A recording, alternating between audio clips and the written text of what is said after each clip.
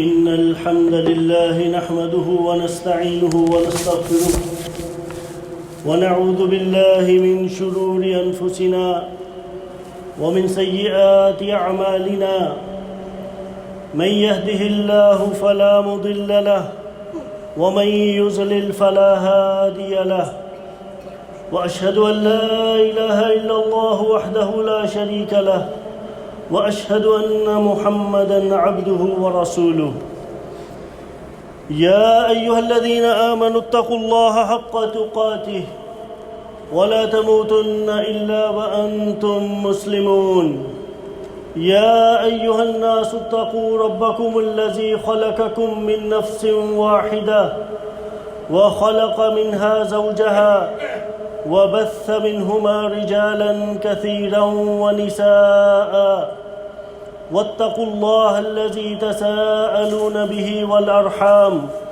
إن الله كان عليكم رقيبا يا أيها الذين آمنوا اتقوا الله وقولوا قولا سديدا يصلح لكم أعمالكم ويغفر لكم ذنوبكم ومن يطع الله ورسوله فقد فاز فوزا عظيما أما بعد فإن أصدق الحديث كلام الله وخير الهدي هدي محمد صلى الله عليه وسلم وشر الأمور محدثاتها وكل محدثة في دين الله بدعة وكل بدعة ضلالة وكل ضلالة في النار أجارني الله وإياكم من البدع ومن الضلالات ومن النار معشر المسلمين عباد الله أوصيكم ونفسي بتقوى الله محترم حضرات، آج کے خطبہ جمعۃ المبارک میں ہم بات کریں گے کہ برے انجام اور جہنم سے نجات کا راستہ کون سا ہے۔ دنیا کی زندگی میں امن و امان اور آخرت کی زندگی میں کامیابی، ایمان، تقوی، ربانی ہدایت، تزکیہ نفس اور نبی کریم صلی اللہ علیہ وسلم کی فرما برداری پر منحصر ہے۔ نجات کا جو تصور قرآن مجید اور سیرت طیبہ ان دو چیزوں نے پیش کیا ہے، دیگر مذاہب وہ پیش کرنے سے قاصر ہیں۔ یہی چیز اسلام کو دوسرے ادیان سے ممتاز کرتی ہے۔ اسلام نے جو اصل زندگی ہے وہ دنیاوی زندگی کے بعد آنے والی زندگی کو قرار دیا ہے۔ آج ہم کوشش کریں گے کہ بات کریں اور نجات کے راستوں کو قرآن و حدیث کی روشنی میں سمجھیں۔ اللہ سبحانہ و تعالی ہمیں سن کر عمل کرنے کی توفیق عطا فرمائے۔ قرآن مجید میں کئی جگہ پر نجات کا مفہوم بیان کیا گیا ہے۔ ایک جگہ ارشاد ہوتا ہے فَمَن زُحْزِحَ عَنِ النَّارِ وَأُدْخِلَ الْجَنَّةَ فَقَدْ فَازَ، پھر جو شخص آگ سے دور کر دیا گیا اور جنت میں داخل کر دیا گیا تو وہ یقیناً کامیاب ہوگا۔ ایک اور جگہ پر ارشاد فرمایا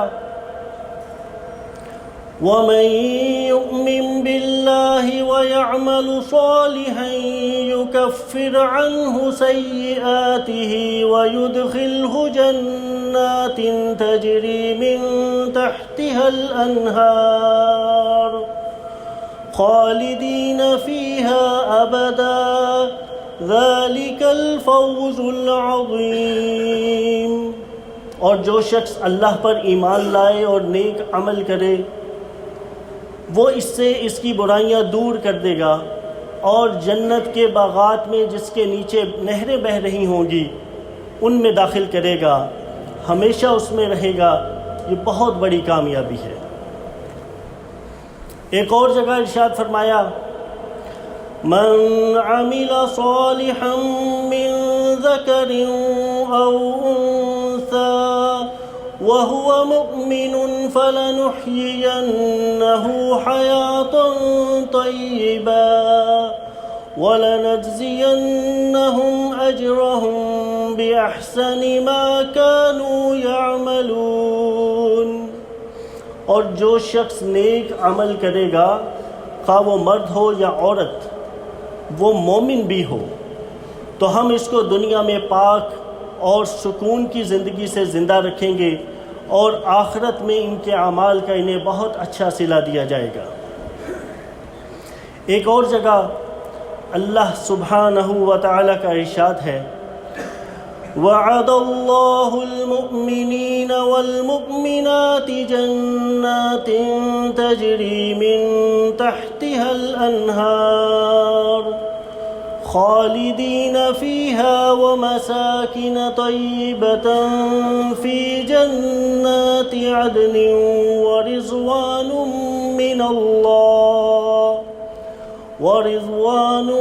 مِّنَ اللَّهِ أَكْبَرُ ذَلِكَ هُوَ الْفَوْزُ الْعَظِيمُ۔ اللہ نے مومن مردوں اور مومن عورتوں سے جنت کا وعدہ کیا ہے جن کے نیچے نہریں بہہ رہی ہیں، جہاں وہ ہمیشہ ہمیشہ رہنے والے ہیں، اور ان صاف ستھرے پاکیزہ محلات کا وعدہ کیا ہے جو ان ہمیشگی والی جنتوں میں ہیں، اور اللہ کی رضامندی سب سے بڑی چیز ہے اور یہی زبردست کامیابی ہے۔ نجات اور کامیابی کا جو سبق قرآن کریم کے آخری پارہ کی سورۃ العصر میں دیا گیا ہے وہ بہت جامع ہے۔ ارشاد ہوتا ہے، وَالْعَصْرِ إِنَّ الْإِنسَانَ لَفِي خُسْرٍ إِلَّا الَّذِينَ آمَنُوا وَعَمِلُوا الصَّالِحَاتِ وَتَوَاصَوْا بِالْحَقِّ وَتَوَاصَوْا بِالصَّبْرِ۔ قسم ہے زمانے کی کہ انسان نقصان میں ہے، مگر وہ لوگ جو ایمان لائے اور نیک عمل کرتے رہے اور آپس میں حق بات کی تاکید اور صبر کی تلقین کرتے رہے۔ یہاں سے ہمیں معلوم ہوتا ہے کہ نجات حاصل کرنے کے لیے 4 چیزیں بہت ضروری ہیں۔ سب سے پہلے ہے ایمان، اس کے بعد ہے نیک اعمال، اس کے بعد ہے حق بات کی تاکید، اور آخر میں ہے صبر۔ صحیح طور پر نجات حاصل کرنے کے لیے ان 4 چیزوں کا موجود ہونا بہت ضروری ہے۔ کچھ اسی طرح کے سبق کو سورہ التین میں یوں بیان کیا گیا ہے، ارشاد ہوتا ہے، ثم رددناه اسفل سافلين إلا الذين آمنوا وعملوا الصالحات فلهم أجر غير ممنون۔ پھر ہم نے اس کو پست سے پست کر دیا، مگر وہ لوگ جو ایمان لائے اور انہوں نے نیک اعمال کیے تو ان کے لیے نہ ختم ہونے والا اجر و ثواب ہے۔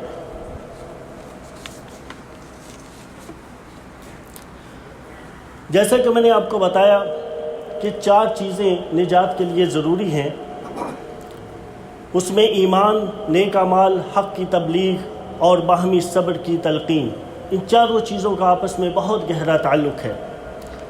اللہ تعالیٰ نے انسان کو 2 قوتیں دی ہیں اور 2 حالتیں ہیں۔ قوت علم، اب قوت علم کیا ہے؟ قوت علم کو ایمان سے تعبیر کیا گیا ہے۔ قوت عمل کو نیک اعمال سے تعبیر کیا گیا ہے۔ یعنی اس سے معلوم ہوا کہ جو شخص ایمان اور نیک اعمال کو چھوڑ دے تو وہ یقینی طور پر پست سے پست ہو جائے گا اور ذلت کی پستی اور جہنم کی گہرائی سے نہیں بچ سکے گا۔ اللہ تعالیٰ کا فرمان ہے إِنَّهُ مَن يُشْرِكْ بِاللَّهِ فَقَدْ حَرَّمَ اللَّهُ عَلَيْهِ الْجَنَّةَ وَمَأْوَاهُ النَّارُ وَمَا لِلظَّالِمِينَ مِنْ أَنصَارٍ۔ بے شک حقیقت یہ ہے کہ جو بھی اللہ تعالیٰ کے ساتھ شریک ٹھہرائے یقیناً اس پر اللہ نے جنت حرام کر دی اور اس کا ٹھکانہ آگ ہے اور ظالموں کی مدد کرنے والا کوئی نہیں۔ توحید نجات کی راہ میں بہت ضروری ہے اور یہی نجات کی بنیاد ہے۔ جب کوئی بندہ دل کی سچائی، جذبہ اخلاق اور کلمہ کے مفہوم کو سمجھ کر پڑھتا ہے اور اس کے تقاضوں کو پورا کرتا ہے اور اللہ تعالیٰ کے ساتھ کسی کو شریک نہیں ٹھہراتا تو اللہ کریم ضرور اسے جہنم سے نجات دے کر جنت میں داخل فرمائیں گے۔ اللہ تعالیٰ کا فرمان ہے إِنَّ اللَّهَ لَا يَغْفِرُ أَن يُشْرَكَ بِهِ وَيَغْفِرُ مَا دُونَ ذَلِكَ لِمَن يَشَاءُ۔ بے شک اللہ تعالیٰ اس بات کو نہیں بخشے گا کہ اس کا شریک بنایا جائے اور وہ بخش دے گا جو کچھ بھی اس کے علاوہ ہے۔ سیدنا ابو ہریرہ رضی اللہ تعالی بیان کرتے ہیں کہ ہم ایک سفر میں تھے کہ رسول اکرم صلی اللہ علیہ وسلم نے ارشاد فرمایا کہ جو بندہ بھی اللہ تعالیٰ سے شہادتین کی گواہی کے ساتھ ملے اور ان دونوں باتوں میں اسے شک نہ ہو تو وہ ضرور جنت میں داخل ہوگا۔ ایک اور حدیث میں سیدنا ابو ہریرہ رضی اللہ تعالیٰ عنہ بیان کرتے ہیں کہ ایک دیہاتی رسول اکرم صلی اللہ علیہ وسلم کے پاس آیا اور کہنے لگا، اے اللہ کے رسول، مجھے کوئی ایسا عمل بتائیں ایسا کام بتائیں جس پر میں عمل کروں اور جنت میں چلا جاؤں۔ تو آپ صلی اللہ علیہ وسلم نے اسے اللہ تعالیٰ کی بندگی، نماز قائم کرنے، زکوٰۃ ادا کرنے اور رمضان کے روزے رکھنے کا حکم دیا۔ پھر اس دیہاتی شخص نے کہا، اس ذات کی قسم جس کے ہاتھ میں میری جان ہے، میں اس میں نہ زیادتی کروں گا اور نہ ہی کچھ کمی کروں گا۔ جب وہ واپس پلٹا تو رسول اکرم صلی اللہ علیہ وسلم نے ارشاد فرمایا کہ جسے اس بات کی خوشی ہو کہ وہ کسی جنتی کو دیکھ لے تو وہ اس شخص کو دیکھ لے۔ سیدنا معاذ بن جبل رضی اللہ تعالیٰ عنہ سے روایت ہے کہ رسول اکرم صلی اللہ علیہ وسلم نے ارشاد فرمایا کہ جس شخص کی آخری بات مرتے وقت لا الہ الا اللہ ہو وہ جنت میں داخل ہوگا۔ اللہ تعالیٰ کی توحید کے ساتھ نجات حاصل کرنے کے لیے نبی کریم صلی اللہ علیہ وسلم کی فرما برداری بہت ضروری ہے۔ اللہ تعالیٰ کی رضا اور جنت کا یہی راستہ ہے۔ جو انسان فلاح و کامیابی چاہتا ہے اسے چاہیے کہ اللہ تعالیٰ کی فرما برداری کے ساتھ نبی کریم صلی اللہ علیہ وسلم کے بتائے ہوئے احکامات پر بھی عمل کرے۔ اللہ تعالیٰ کا فرمان ہے وَمَن يُطِعِ اللَّهَ وَرَسُولَهُ يُدْخِلْهُ جَنَّاتٍ تَجْرِي مِن تَحْتِهَا الْأَنْهَارُ خَالِدِينَ فِيهَا وَذَلِكَ الْفَوْزُ الْعَظِيمُ۔ اور جو اللہ اور اس کے رسول کی فرما برداری کرے وہ اسے جنتوں میں داخل کرے گا جس کے نیچے نہریں بہتی ہیں اور ان میں ہمیشہ رہنے والی یعنی بہت بڑی کامیابی ہے۔ نبی کریم صلی اللہ علیہ وسلم نے ارشاد فرمایا، سیدنا ابو ہریرہ رضی اللہ تعالیٰ عنہ بیان کرتے ہیں کہ نبی کریم صلی اللہ علیہ وسلم نے ارشاد فرمایا کہ میری امت کے سب لوگ جنت میں داخل ہوں گے مگر جو انکار کرے گا۔ صحابہ کرام رضوان اللہ علیہم اجمعین نے پوچھا، اے اللہ کے رسول وہ کون ہے جو انکار کرے؟ تو رسول اکرم صلی اللہ علیہ وسلم نے ارشاد فرمایا جس نے میری فرما برداری کی وہ جنت میں داخل ہوگا، اور جس نے میری نافرمانی کی تو یقیناً اس نے جنت میں جانے سے انکار کیا۔ سیدنا جابر بن عبداللہ رضی اللہ تعالیٰ عنہ بیان کرتے ہیں کہ رسول اکرم صلی اللہ علیہ وسلم نے اپنے ایک خواب کا ذکر کرتے ہوئے فرمایا کہ میرے پاس دو فرشتے آئے اور انہوں نے میری مثال بیان کرنے کے بعد آپس میں کہا کہ جس نے محمد صلی اللہ علیہ وسلم کی فرما برداری کی اس نے اللہ کی فرما برداری کی، اور جس نے محمد صلی اللہ علیہ وسلم کی نافرمانی کی یعنی اس نے اللہ کی نافرمانی کی، اور محمد صلی اللہ علیہ وسلم لوگوں میں اچھے اور برے کو الگ الگ کرنے والے ہیں۔ جس شخص نے اللہ پر ایمان لایا، جو شخص اللہ پر ایمان لایا، رسول اکرم صلی اللہ علیہ وسلم کی رسالت کو تسلیم کیا اور آخرت کے قائم ہونے پر یقین کیا تو اس نے ایسا مضبوط کڑا تھام لیا جو کبھی ٹوٹنے والا نہیں۔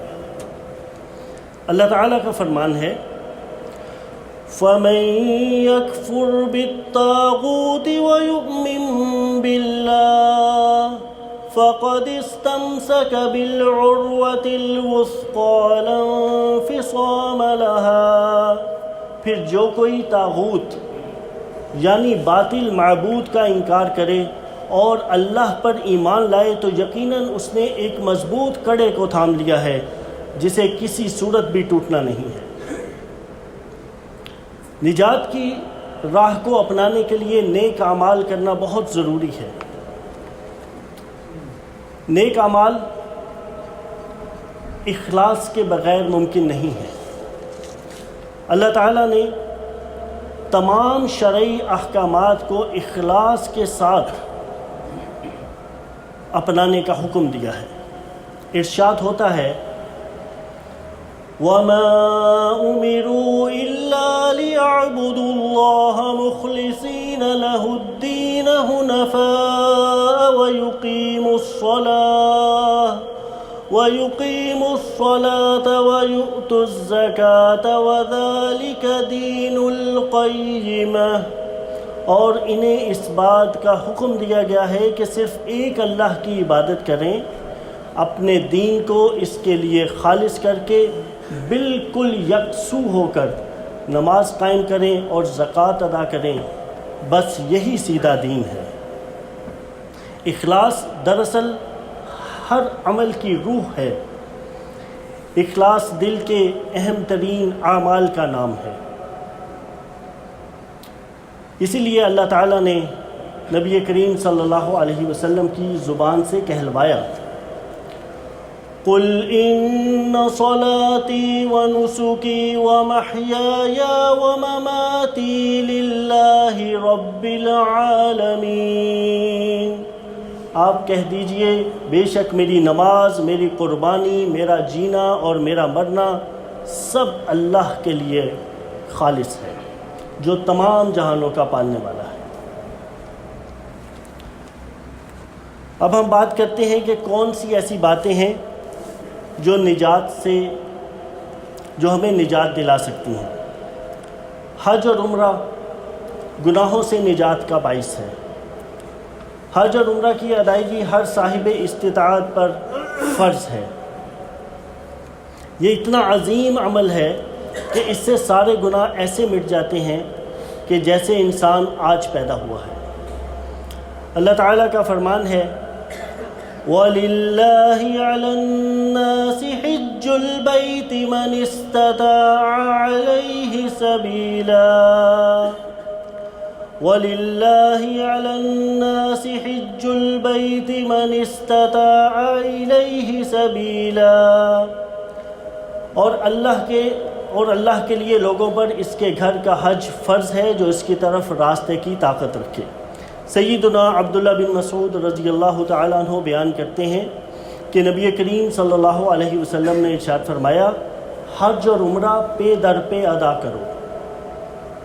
کیونکہ یہ دونوں تنگ دستی اور گناہوں کو اس طرح مٹا دیتے ہیں جیسے بھٹی لوہے، سونے اور چاندی کی میل کچیل کو ختم کر دیتی ہے۔ نیک کام کرنا بھی گناہوں کو مٹا دیتا ہے۔ سیدنا عبداللہ بن مسعود رضی اللہ تعالیٰ عنہ سے روایت ہے کہ ایک آدمی نے کسی اجنبی عورت سے چھیڑ چھاڑ کی اور اسے پریشان کیا۔ پھر وہ رسول اکرم صلی اللہ علیہ وسلم کے پاس آیا اور اپنے گناہ کا اعتراف کیا۔ اس موقع پر اللہ تعالیٰ نے یہ آیت نازل فرمائی، وَأَقِمِ الصَّلَاةَ طَرَفَيِ النَّهَارِ وَزُلَفًا مِّنَ اللَّيْلِ إِنَّ الْحَسَنَاتِ يُذْهِبْنَ السَّيِّئَاتِ، اور دن کے دونوں کناروں صبح اور شام میں نماز پابندی سے پڑھو اور رات کے کچھ حصے میں بھی اس کا اہتمام کرو، بے شک نیکیاں برائیوں کو ختم کر دیتی ہیں۔ اس شخص نے کہا، اے اللہ کے رسول صلی اللہ علیہ وسلم، کیا یہ حکم میرے لیے خاص ہے؟ تو رسول اللہ صلی اللہ علیہ وسلم نے فرمایا، نہیں، بلکہ یہ میری تمام امت کے لیے ہے۔ سیدنا ابو ذر رضی اللہ تعالیٰ عنہ بیان کرتے ہیں کہ مجھے رسول اکرم صلی اللہ علیہ وسلم نے فرمایا، تم جہاں بھی ہو اللہ تعالیٰ سے ڈرتے رہو، برائی سرزد ہونے کے بعد فوراً نیکی کرو، کیونکہ نیکی برائی کو مٹا دیتی ہے، اور لوگوں کے ساتھ حسن اخلاق سے پیش آؤ۔ بیماری گناہوں سے نجات کا ذریعہ ہے۔ بیماری اور تندرستی زندگی کا امتحان ہے، لہٰذا مومن بندہ کو چاہیے کہ وہ صحت کی حالت میں شکر ادا کرے اور بیماری میں صبر سے کام لے اور اللہ تعالیٰ سے ثواب کی امید رکھے۔ یقیناً دونوں حالتوں میں مومن کے لیے خیر ہی خیر ہے۔ سیدنا ابو ہریرہ رضی اللہ تعالیٰ عنہ بیان کرتے ہیں کہ بخار سے زیادہ مجھے کوئی بیماری محبوب نہیں، کیونکہ وہ جسم کے ہر جوڑ میں داخل ہوتا ہے اور اللہ تعالیٰ جسم کے ہر حصے کو اس کے حصے کا ثواب عطا فرما دیتے ہیں۔ سیدنا عبداللہ بن مسعود رضی اللہ تعالیٰ عنہ بیان کرتے ہیں کہ رسول اکرم صلی اللہ علیہ وسلم کی خدمت میں حاضر ہوا تو آپ کو شدید بخار تھا۔ میں نے عرض کیا، اے اللہ کے رسول صلی اللہ علیہ وسلم، آپ کو بہت تیز بخار ہے۔ تو نبی کریم صلی اللہ علیہ وسلم نے فرمایا، ہاں، مجھے اتنا بخار ہوتا ہے جتنا کہ تم میں سے 2 آدمیوں کو ہوتا ہے۔ میں نے عرض کیا، یہ اس لیے کہ آپ کا ثواب بھی 2 گنا ہے۔ تو نبی کریم صلی اللہ علیہ وسلم نے فرمایا، ہاں، یہی بات ہے۔ اس کے بعد آپ نے فرمایا کہ مسلمان کو جو بھی تکلیف پہنچتی ہے، خواہ وہ کانٹا ہو یا اس سے زیادہ تکلیف دینے والی کوئی چیز ہو، تو جیسے درخت اپنے پتوں کو گرا دیتا ہے، اسی طرح اللہ پاک اس تکلیف کو اس کے گناہوں کا کفارہ بنا دیتا ہے۔ اقول قولی ھذا واستغفر اللہ لی ولکم ولسائر المسلمین فاستغفروہ انہ هو الغفور الرحیم۔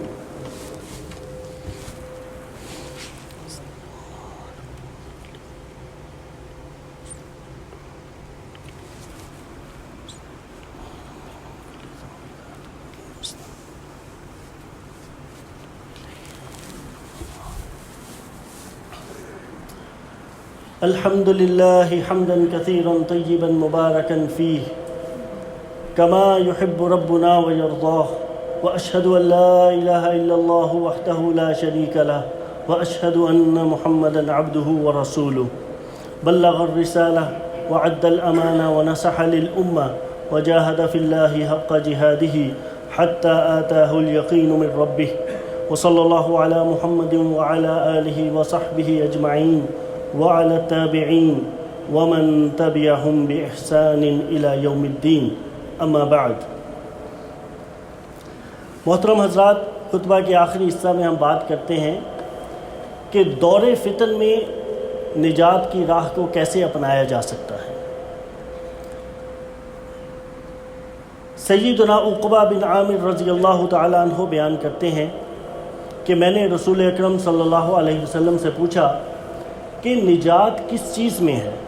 تو آپ نے فرمایا، تم اپنی زبان کو قابو میں رکھو، اپنے گھر کی وسعت میں قید رہو اور اپنی خطاؤں پر روتے رہو۔ ایک مرتبہ سیدنا ابو بکر صدیق رضی اللہ تعالیٰ عنہ اپنی زبان کو پکڑ کر کھینچ رہے تھے، تو سیدنا عمر رضی اللہ تعالیٰ عنہ نے کہا اللہ تعالیٰ آپ کو معاف فرمائے، اسے چھوڑ دیں، ایسا کیوں کر رہے ہیں؟ تو سیدنا ابو بکر رضی اللہ تعالیٰ عنہ نے کہا یقیناً اس نے مجھے بہت سی ہلاکتوں میں ڈالا ہے۔ سیدنا ثوبان رضی اللہ تعالیٰ عنہ بیان کرتے ہیں کہ جب سونے اور چاندی کے بارے میں آیت اتری تو لوگ کہنے لگے کہ اب کون سا مال ہم اپنے لیے رکھیں؟ تو سیدنا عمر رضی اللہ تعالیٰ عنہ نے کہا کہ میں اسے تمہارے لیے معلوم کر کے آتا ہوں۔ پھر وہ اونٹ پر سوار ہو کر نبی کریم صلی اللہ علیہ وسلم کے پاس پہنچے، جبکہ میں بھی ان کے پیچھے تھا۔ انہوں نے پوچھا اے اللہ کے رسول ہم کون سا مال اپنے لیے رکھیں؟ تو رسول اکرم صلی اللہ علیہ وسلم نے فرمایا تم میں سے ہر کوئی شکر کرنے والا دل، ذکر کرنے والی زبان اور ایمان والی بیوی کو پکڑے جو اس کی آخرت کے کاموں میں مدد کرے۔